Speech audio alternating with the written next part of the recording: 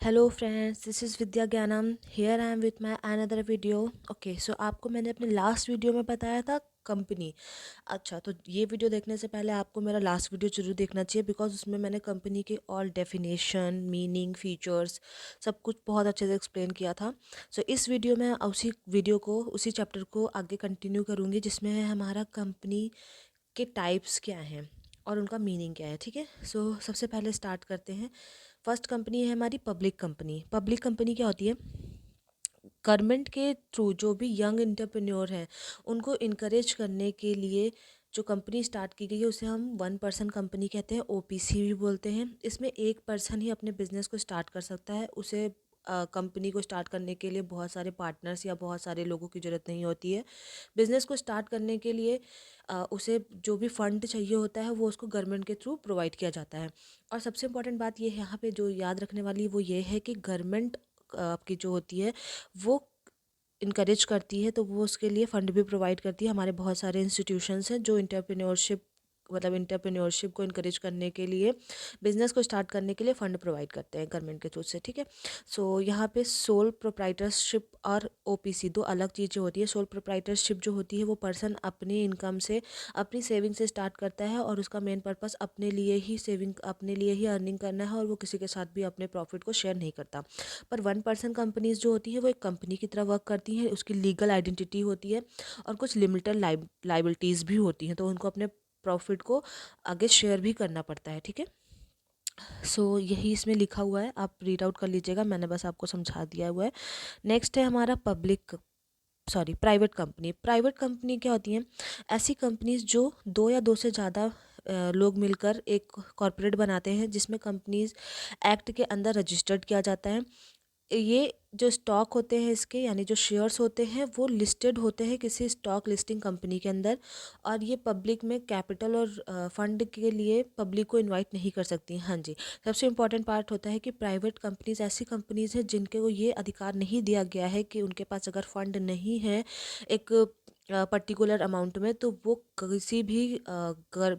किसी भी पब्लिक को अपने डिबेंचर या शेयर इशू करके फंड इकट्ठा नहीं कर सकती हैं। ठीक है, इनको अपने जो शेयर्स है उनके ट्रांसफरिंग पर भी रिस्ट्रिक्शन होती है, यानी जो भी शेयर इन्होंने परचेज़ किए हैं वो उन्हें ही एंड तक रखने होंगे, वो अपने शेयर को आगे ट्रांसफ़र नहीं कर सकते। मैक्सिमम नंबर ऑफ़ मेंबर जो होते हैं प्राइवेट कंपनीज़ में वो 200 होते हैं। इंपॉर्टेंट है कि मैक्सिमम नंबर ऑफ़ पर्सन कितने हो सकते हैं? 200 हो सकते हैं एक प्राइवेट कंपनी में। ठीक है, नेक्स्ट है हमारा पब्लिक कंपनी। पब्लिक कंपनी एक ऐसी कंपनी होती है जिसके में मिनिमम मेंबर जो होते हैं वो 7 होते हैं, ये भी इंपॉर्टेंट है। प्राइवेट में हमारे मैक्सिमम पूछते हैं तो 200, और हमारे पब्लिक कंपनी में मिनिमम पूछते हैं वो 7। ठीक है, स्टार्ट करने का ऑब्जेक्टिव किसी लॉफुल वर्क को करना होता है। इनका ऑब्जेक्टिव प्री डिसाइडेड होता है कि किसी लॉफुल वर्क को करने के लिए कंपनी स्टार्ट की जाती हैं। इनके सिक्योरिटीज़ लिस्टेड होते हैं किसी स्टॉक एक्सचेंज कंपनी के अंदर। ठीक है, शेयर ट्रांसफ़र पर कोई भी रोक नहीं होती है, ये आगे कितने भी लोगों को अपने शेयर ट्रांसफ़र कर सकते हैं। मैक्सिमम नंबर ऑफ़ पर्सन जितने भी हो सकते हैं, इसमें कोई लिमिट नहीं है, कितने भी इसमें मैक्सिमम नंबर ऑफ़ पर्सन हो सकते हैं। ठीक है, सो नेक्स्ट कंपनी हमारी होगी company limited by guarantee.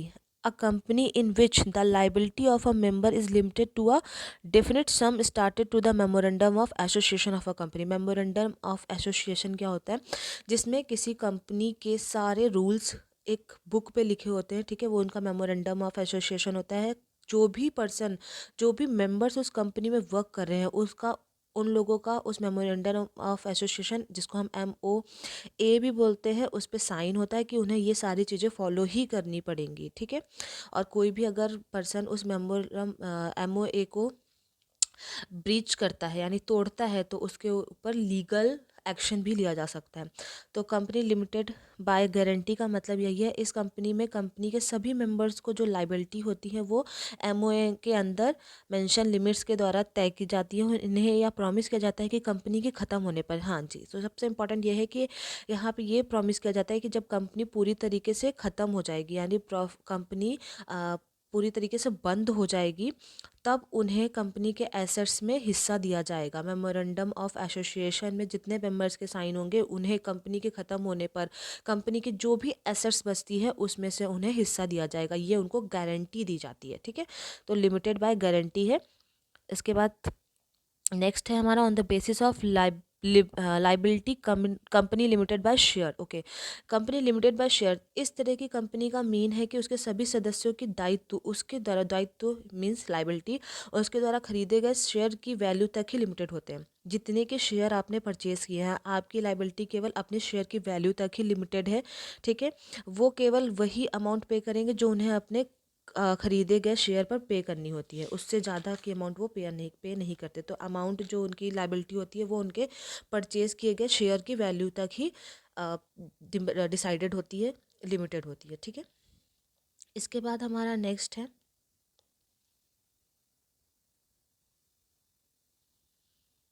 Unlimited company. Unlimited company क्या होती है? Unlimited company is a company whose liability does not have any limit. ऐसी कंपनी जिसके सदस्यों के जो दायित्व या आपकी लाइबिलिटी होती है सदस्यों की, वो असीमित होती है। इस प्रकार की कंपनी में सदस्यों का जो दायित्व है उसके द्वारा कंपनी छोड़ने पर अपने आप ही ख़त्म हो जाते हैं, ठीक है। जैसे ही किसी पर्सन ने कंपनी को छोड़ दिया, अपने स्टॉक ट्रांसफ़र कर दिया, उनकी लाइबिलिटी भी ख़त्म हो गई, ठीक है।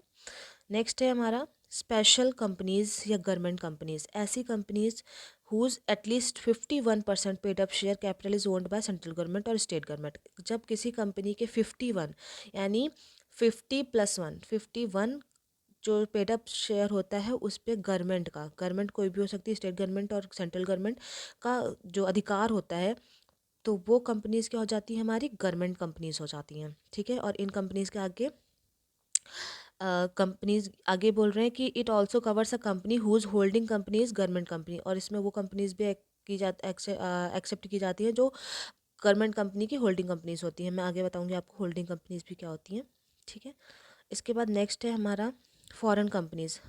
कोई भी ऐसी कंपनी जो हमारी इंडिया में रजिस्टर्ड नहीं है, बाहर किसी अदर कंट्री के अंडर लॉ रजिस्टर्ड है, वो फॉरेन कंपनीज होती है। बट वो जो उनका वर्क हो रहा है वो सब हमारे इंडिया में हो रहा है, ठीक है। इतना आपको याद रखना है कि हमारी इंडिया में वो वर्क करते हैं बट वो रजिस्टर्ड किसी बाहर अनदर कंट्री में होते हैं, तो ये होती है हमारी फॉरेन कंपनीज।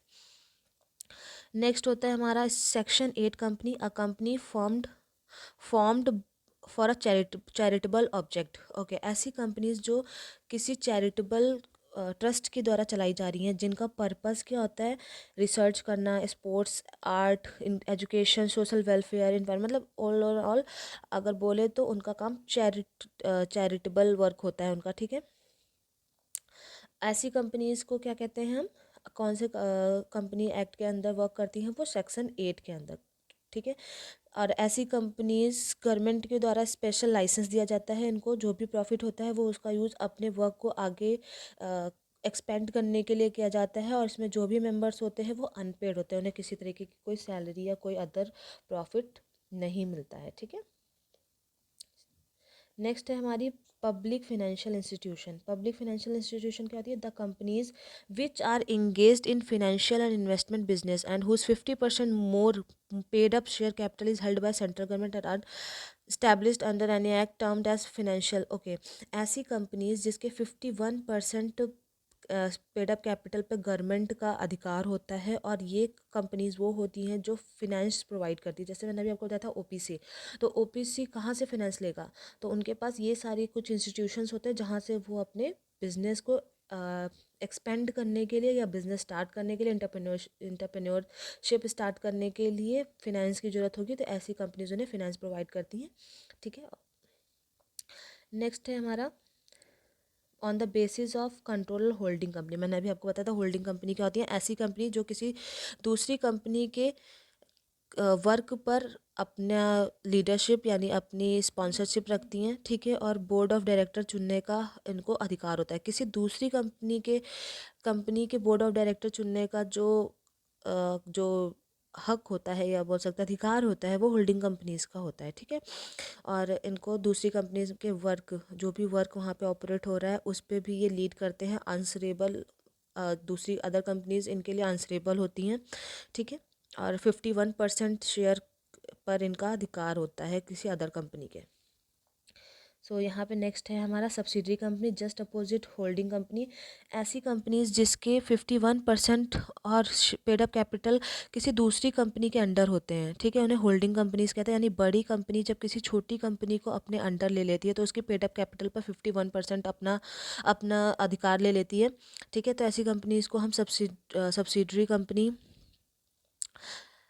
अधिकार ले लेगी तो वो होल्डिंग कंपनी होगी, पर जिस कंपनी का अधिकार वो ले रही है, जो अधिकार जिस कंपनी को अधिकार दिया जा रहा है वो होल्डिंग होती है, और जो कंपनी अपना अधिकार दे रही है वो सब्सिडरी कंपनी होती है, ठीक है।